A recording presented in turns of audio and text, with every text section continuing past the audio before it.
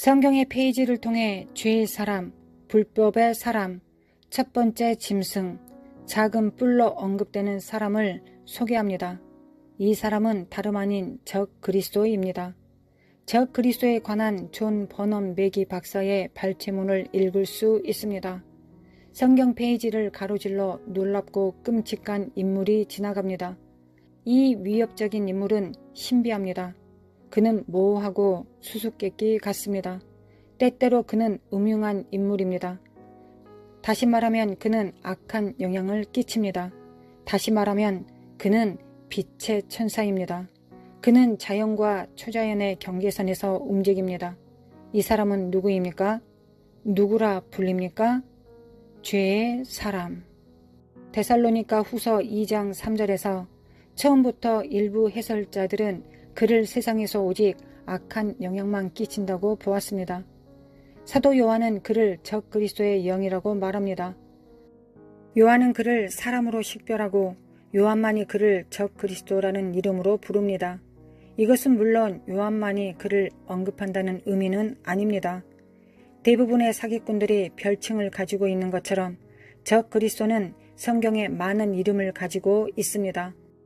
적 그리스도는 제가 아는 어떤 사람보다 더 많은 별칭을 가지고 있습니다. 그는 성경 페이지에 있는 30개의 이름을 가지고 있습니다. 또한 하나님의 말씀에는 그를 우리 앞에 내세우기 위해 그에 대해 말하기 위해 많은 비유적 표현이 사용됩니다. 그것들은 반복해서 일어나고 있습니다. 성경에 그에 대해 많은 유형들이 있습니다. 성경은 중앙 무대를 차지할 사람이 있을 것이라고 우리에게 분명히 밝힙니다. 그는 다른 사람들과는 다른 사람이 될 것입니다. 적 그리스도. 그의 본성은 매혹적일 것입니다.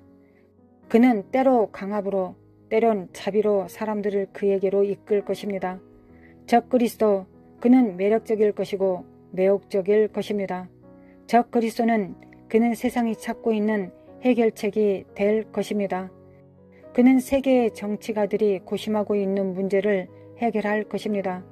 이 사람이 세상에 올 때 그와 같은 사람을 본 적이 없다고 생각할 것입니다.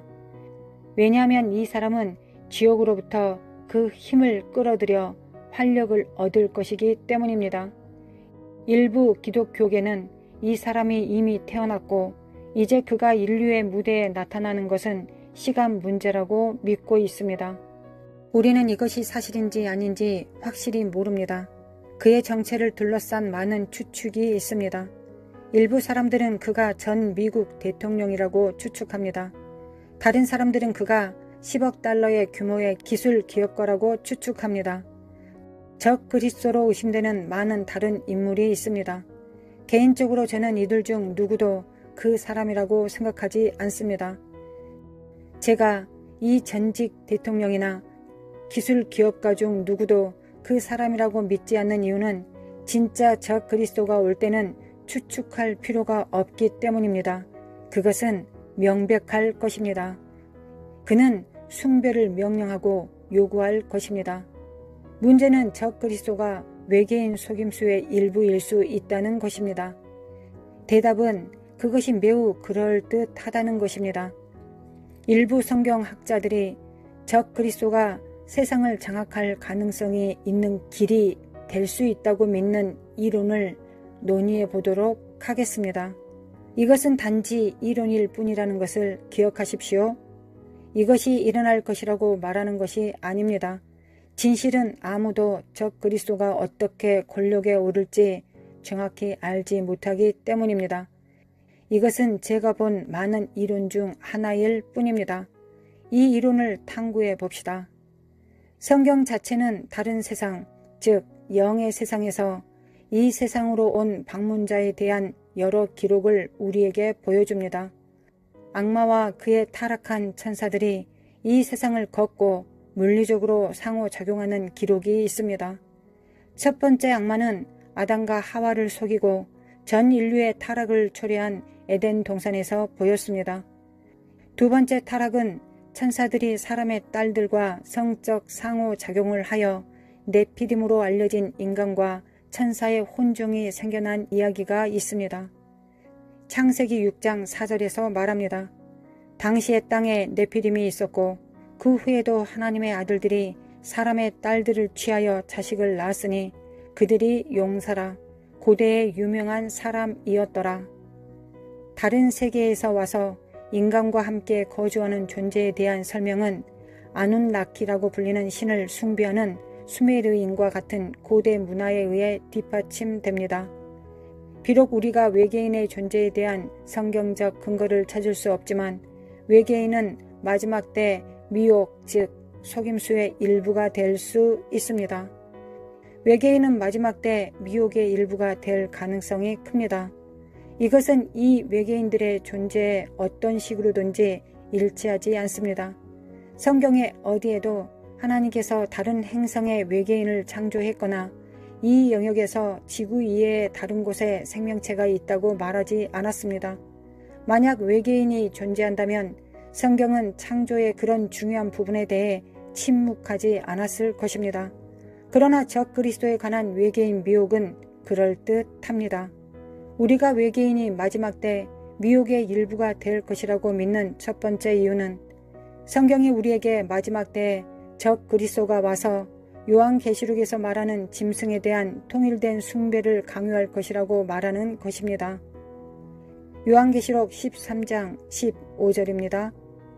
저가 권세를 받아 그 짐승의 우상에게 생기를 주어 그 짐승의 우상으로 말하게 하고 또 짐승의 우상에게 경배하지 아니하는 자는 몇이든지 다 죽이게 하더라.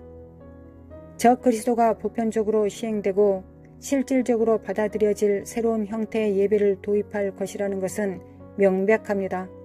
사람들이 그들의 종교를 버리고 적그리스도의 이 새로운 종교를 받아들이는 것이 얼마나 어려울지 생각해 보십시오. 그것은 적지 않은 위협입니다. 이것을 고려해서 우리는 어떤 정치 지도자가 세계 종교를 통합하는 것이 매우 어려운 일이라는 것을 알고 있습니다. 더더욱 한 종교를 세계의 다른 종교의 머리로 만드는 것은 불가능합니다. 우리는 아마도 외계인이 모든 세계 종교의 연결고리가 될 것이라고 생각할 수 있습니다. 또는 적어도 새로운 종교의 근원이 사람들을 하나로 모으기에 충분히 설득력 있는 기이한 지식이 될 것입니다. 역사를 살펴보십시오. 종교를 놓고 전쟁이 벌어졌습니다. 사람들은 종교적 신념 때문에 죽었습니다.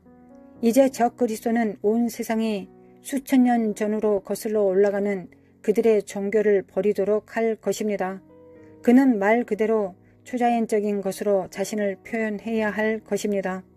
이것이 어떤 사람들이 적그리스도가 모든 인류를 함께 묶을 다른 세계의 존재가 될 것이라는 믿음을 처방하는 이유입니다. 잠시 동안 세상의 충격과 놀라움을 생각해 보십시오. 다른 세계에서 온 존재가 이 지구에 왔다면 세상은 의심할 여지 없이 이 존재를 숭배할 것입니다. 솔직히 이 세상은 이미 사람을 숭배하고 있습니다. 이 세상은 이미 평범한 인간을 숭배하고 있습니다. 유명인들을 보십시오. 그들은 이미 실질적으로 숭배받고 있습니다. 그들은 사람의 삶에서 거의 우상시 됩니다. 생각해 보십시오. 만약 외계인의 미혹이 발생한다면 다른 행성에서 온 존재가 세계 문제에 대한 답을 가지고 오는 것입니다. 세계 경제 상태에 대한 답을 가지고 있고 자연재해에 대한 답을 가지고 있고 심지어 지구의 기온을 안다고 주장하거나 지구의 엔지니어 또는 건축가라고 주장하며 지구에 옵니다. 사람들은 의심할 여지 없이 이 존재를 숭배할 것입니다. 교회에 다니는 사람들도 이 존재를 숭배하는데 끌릴 것입니다. 무엇이 지구의 기온을 가져왔는지에 대한 의문은 여전히 풀리지 않고 있습니다. 세상에 따르면 비록 지구가 빅뱅에서 비롯되었다는 주장이 있지만 빅뱅 자체의 근원은 알려지지 않았습니다. 그래서 만약 외계 존재가 지구에 도착하여 지구상의 생명체, 세계 종교의 기원과 심지어 지구의 기원에 대한 외계의 설명을 제공한다면 매우 설득력이 있을 것입니다. 수백억 명의 사람들이 그들의 종교를 떠나 같은 자를 숭배하려면 초자연적인 무엇인가가 필요합니다. 그것은 사실입니다. 저는 악마가 항상 갈망했던 세상의 숭배를 얻기 위해 어떤 일도 서슴지 않을 것이라고 믿고 있습니다. 성경은 우리에게 이 세상에 속하지 않는 존재가 이 세상에 와서 이 세상과 이 세상 사람들과 상호작용한 사례를 보여주기 때문에 이런 일이 다시 일어날 수 있다는 것은 그리 멀지 않은 일이라고 생각하고 있습니다. 이것은 적그리스도의 정체성을 둘러싼 많은 이론들 중 하나이며 우리가 어떻게 능력을 얻고 그의 종교를 집행할 것인지에 대한 것입니다. 어떤 경우에든 신자들이 세상에서 진행되고 있는 미혹과 나중에 나타날 수 있는 미혹을 무서워하거나 두려워하지 말아야 합니다. 당신의 믿음과 희망이 그리스도의 완성된 사역 위에 세워지고 당신이 성령님과 긴밀한 관계에 있으면 당신은 미혹의 희생자가 될 수 없습니다. 우리가 해야 할 일은 하나님을 기쁘시게 하는 방식으로 우리의 삶을 사는 것입니다. 당신은 적 그리스도가 누구인지에 대한 이 이론이 타당하다고 생각하시나요?